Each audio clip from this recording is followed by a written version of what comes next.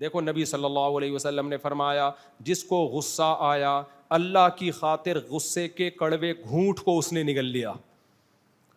اللہ کی خاطر. بعض دفعہ غصہ جاری کرنا لازمی ہے, بعض دفعہ غصہ پینا لازمی ہے. باپ پہ غصہ آ رہا ہے تو جاری کرنا ہے یا پینا ہے؟ بولو پینا ہے. ماں پہ غصہ آ رہا ہے تو جاری کرنا ہے یا پینا ہے؟ پینا ہے. تو اللہ کی خاطر غصہ پی گیا. باس پہ غصہ آتا ہے, اللہ کی خاطر تھوڑی پیتا ہے, تنخواہ کی خاطر پیتا ہے غصہ. ایئر ہوسٹس کو کسی پیسنجر پہ غصہ آئے تو وہ کمپنی کی خاطر اس غصے کو پی جاتی ہے. لیکن ایک غصہ ہے, بوڑھے باپ پہ غصہ آئے تو اللہ کے علاوہ کوئی بھی نہیں ہے بھائی جس کی خاطر آپ غصہ پیو. باپ کیا کر لے گا تمہارا؟ تو آپ نے اللہ کی خاطر غصہ پی لیا. تو نبی صلی اللہ علیہ وسلم نے فرمایا اللہ اس کو قیامت کے دن تمام مخلوق کے سامنے لائے گا اور ساری حوریں اس کے سامنے رکھ دے گا اور کہے گا یزوجہ من الحور العین ما یشاء, جس پہ ہاتھ رکھے گا وہ تیری ہوئی. اب آپ سوچو حسینائیں آپ کے سامنے کھڑی ہوئی ہوں بہت ساری, اور کہ جو سب سے اچھی لگ رہی ہے وہ تیری بیوی بن گئی. سن کے بے ہوش ہونے کا دل چاہ رہا ہے کہ نہیں چاہ رہا؟ ابھی ایسا ہوا نہیں ہے, نہ دنیا میں ہوگا. بلکہ دنیا میں تو زیادہ تر یہ ہوتا ہے جو لگ رہی ہوتی ہے وہ ملتی نہیں ہے. لوگوں کی یہ شکایتیں, دل کے ارماں آنسو میں بہ رہے ہیں, ان کے بچے ہم کو ماموں کہہ رہے ہیں. ٹھیک ہے نا, دنیا میں تو یہی چل رہا ہے, مارکیٹ میں جو چل رہا ہے. آخرت میں اللہ کیا کریں گے بھائی؟ جس نے غصے کے کڑوے گھونٹ کو اللہ کی خاطر برداشت کیا, اللہ کہیں گے جو اچھی لگ رہی ہے وہ کس کی؟ یزوجہ, اس سے میں تیرا نکاح کرا دوں گا. جنت میں بھی دیکھو گرل فرینڈ نہیں ہے, بھنگی چماروں والا سیٹ اپ جنت میں, وہاں بھی بیوی بنائیں گے اللہ. یہ نہیں کہیں گے کہ اتنی ساری حوریں جو تجھے سمجھ میں آ رہی ہے اس کو چل ہوٹل پہ ڈیٹ مارنے چلا جا اس کے ساتھ, یہ نہیں کہیں گے. بنے گی وہاں بھی بیوی ہی, نکاح ہوگا. یزوجہ, نکاح پڑھائے گا اللہ تعالیٰ, کیونکہ اللہ کو یہ بھنگی چماروں والا سیٹ اپ, جو گرل فرینڈ بوائے فرینڈ والا سیٹ اپ ہے, یہ جہنم میں ہوں گے, جنت میں ہوں گے ہی نہیں ہے. تو نکاح پسند ہے اللہ کو, دوستیاں پسند نہیں ہے. تو اب سوال پیدا ہوتا ہے بھائی غصے کے کڑوے گھونٹ پہ حور کیوں دی جا رہی ہے؟ اس کا جواب یہی ہے کہ مرد کے لیے طاقت کے باوجود غصہ جاری کر سکتا ہے, پھر بھی غصے کو برداشت کرنا مرد کے لیے سب سے مشکل کام ہے. کڑوا گھونٹ ہے یہ. اور مرد کو سب سے زیادہ اٹریکشن کس میں ہے؟ حسن پہ مرتا ہے سب سے زیادہ. تبھی بڑے بڑے اچھے اچھے لوگ یہاں کے کیا ہو جاتے ہیں؟ ناکام. دیکھا ہے ہم نے, عورت کے فتنے میں آ کے بڑے بڑے لوگوں کی پگڑیاں اچھل گئی ہیں, بہت بڑے بڑے لوگ زمین پہ ذلیل ہو گئے ہیں. دنیا میں سب سے پہلا قتل اس چکر میں ہوا ہے. نوجوان کہتے ہیں نا بد نظری نہیں چھوٹتی, بھائی حسن پرستی نہیں چھوٹتی. تو مرد کے لیے سب سے اٹریکٹیو کیا چیز ہے؟ عورت ہے, حسن پہ پاگل ہو جاتا ہے. تو اللہ نے کہا کہ جو, اور مرد کے لیے غصے کے وقت اپنے آپ کو برداشت کرنا بھی کیا ہے؟ کمزور پہ. حدیث کے الفاظ ہیں, غصہ جاری کر سکتا تھا پھر بھی نہیں کیا. باس پہ غصہ جاری کر نہیں سکتے, دوست پہ غصہ جاری کر نہیں سکتے, کیونکہ ایک پنچ لگایا آگے سے وہ بھی کیا لگائے گا؟ ایک پنچ. بات ہو رہی ہے جس کمزور پہ جاری کر سکتے ہو, اللہ کے لیے پی جاتے ہو, اس کو نہیں کرتے. وہاں کڑوا بہت مشکل ہوتا ہے, اس کڑوے گھونٹ کو نگلنا.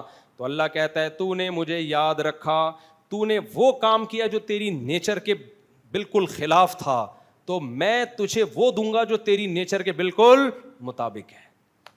سمجھتے ہو بات کو؟ تو مرد پھسل جاتا ہے عورت کے حسن کو دیکھ کے نا, بہت پاگل ہو جاتا ہے. تو اللہ نے کہا کہ اتنی بات تو حوریں وہ کتنی حسین ہوں گی, پھر ان میں اللہ پاکستانی کہے گا ساری دے دے. اللہ کہے گا ان میں سے جو, بھائی 70 تو سب کو تھوڑی 70 ملیں گی, 70 تو شہداء کے بارے میں آتا ہے. حضرت ہم جیسوں کو ایک آدھ بھی مل جائے نا, اللہ کا شکر ادا کرے. ہو سکتا ہے اللہ ہمیں بھی 70 دے دے. کیا خیال ہے بھائی؟ تو مانگنی تو اللہ سے اوپر کی جنت ہی چاہیے نا, لیکن 70 کا ہر ایک کے لیے نہیں ہے کہ ہر ایک کو 70 ملیں گی. تو میرے علم میں کوئی ایسی حدیث نہیں ہے, باقی اللہ کی رحمت ہے. 70 دے دے, 140 دے دے. میں تو کہہ رہا ہوں 250 300 ہو جائیں تو میرا خیال ہے زیادہ مناسب رہے گا. کیا خیال ہے؟ لیکن آپ کو ڈیزائن چینج کرنا پڑے گا. جی کیا کہہ رہے ہیں؟ بالکل ایسے ہی. اچھا خیر, تو وہ تو اللہ کی مرضی ہے, وہ تو شہداء کے لیے اللہ نے 70 حوریں رکھی ہیں جو بڑی قربانیاں دیتے ہیں. لیکن بہرحال اللہ ہم جیسے نالائقوں کو بھی دے دے تو بڑی بات ہے. لیکن اتنی بات ضرور ہے کہ ایک دفعہ غصے کا گھونٹ پی لیا اللہ کے لیے تو اللہ کہے گا اس کے سلے میں کم سے کم ایک حور تو تیری مرضی کی تجھے ملے گی. میرے بھائی پسند کی ایک بھی شادی ہو جائے نا پاگل ہو جاتا ہے آدمی, سمجھتے ہو؟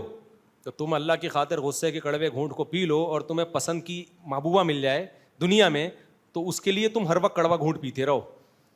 تو آخرت میں اللہ کے وعدوں پہ کیوں یقین نہیں آ رہا؟ تو اللہ کہے گا آخرت تو غیب کی چیز ہے, تو وہ ایک بھی مل جائے بہت ہے. اس لیے غصوں پہ کنٹرول کرنا سیکھو. کنٹرول سمجھتے ہو؟ جاری کرو جہاں جاری کرنا مفید ہے, جہاں جاری کرنا مفید نہیں ہے وہاں برداشت کرنا سیکھو. اور جب مجبوری ہوتی ہے نا سب برداشت کرتے ہیں. بڑے بڑے لوگ ہم نے دیکھے غصے میں پاگل ہونے والے, باس کے سامنے غصہ آ رہا ہے ذرا بھی پاگل نہیں ہو رہے, کچھ بھی نہیں ہو رہے. باپ کے سامنے آتا ہے تو ایسے چنگیز خان بن جاتے ہیں. اور باپ کا جو حکم ہے شریعت میں, دادا دادی نانا نانی کا بھی یہی حکم ہے. ان بوڑھوں کے سامنے آپ کو غصہ جاری کرنے کی اجازت نہیں ہے. استاذوں کے سامنے بزرگوں کے سامنے مت کرو جاری, ان کو اپنا بڑا بناؤ. دیکھو میں نے کالج میں اپنے ٹیچر سے تھپڑ کھایا ہے. کالج میں انسان عاقل بالغ ہوتا ہے. 2nd ایئر کا طالب علم تھا میں ایس ایم سائنس میں. ایک شعر غلط پڑھنے پر میرے اردو کے ٹیچر نے مجھے تھپڑ مارا تھا.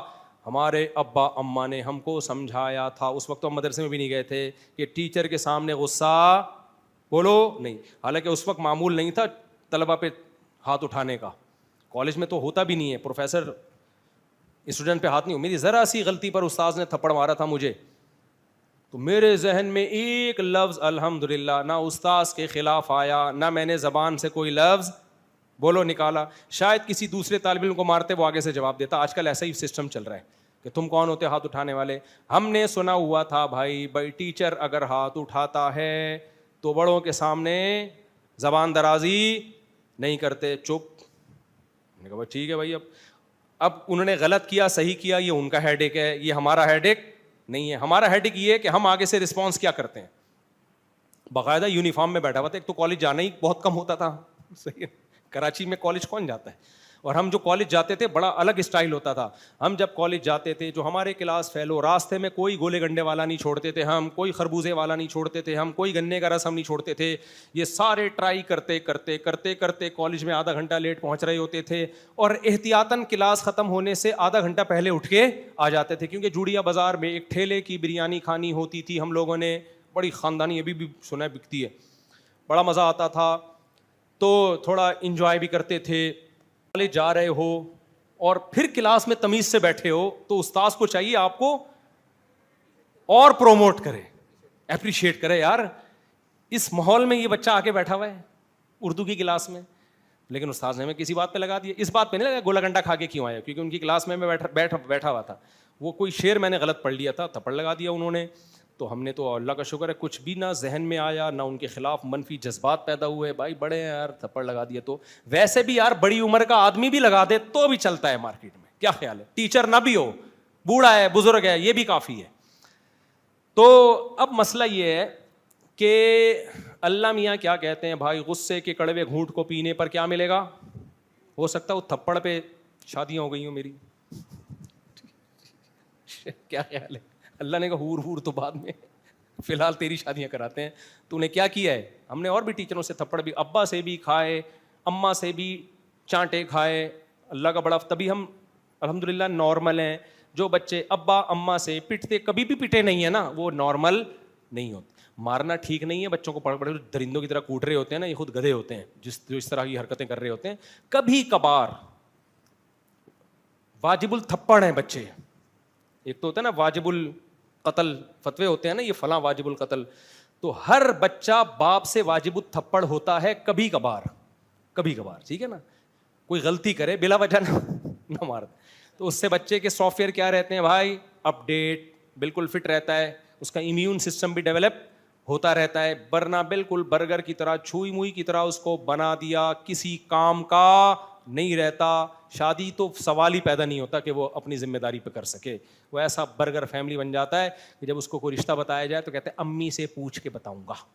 ہمارے دوست ایسے بھی ہیں, 35 سال کے ہو گئے، کم بختوں کی شادی نہیں ہو رہی. میں نے کہا بھائی شادی کیوں نہیں کرتے؟ کہہ رہی امی ابھی راضی نہیں ہے، امی سے پوچھ کے بتاؤں گا. ایسا ہی ایک بندہ تھا، اس کا میں نے کہیں پیغام بھجوا دیا اس کی امی سے پوچھ کے. تو لڑکی والوں کے سامنے جب وہ امی سے پوچھ کے آیا ہے نا، بیٹھا ہے، تو لڑکی والوں نے کہا کیسے رکھو گے بیگم کو؟ اس نے کہا بھائی میری امی سب فیصلہ کریں گی، امی سے پوچھ کے بتاؤں گا. انہوں نے کو اندازہ ہو گیا کہ اس گھر میں ساس نے بہو کا کچومڑ نکالنا ہے. صحیح ہے نا؟ جب ساس بہو پہ ظلم کرے گی تو یہ کس سے پوچھے گا؟ امی سے پوچھے گا.